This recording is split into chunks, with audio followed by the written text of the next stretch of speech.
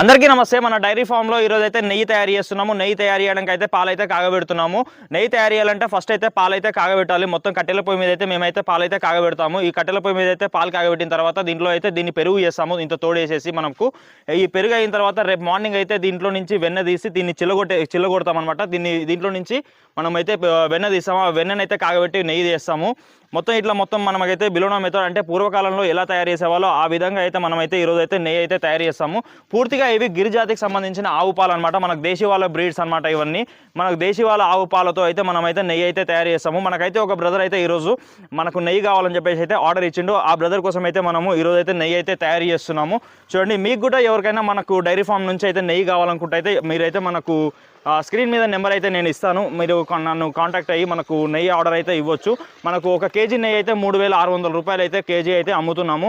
ఎందుకంటే మనకు ఒక కేజీ నెయ్యి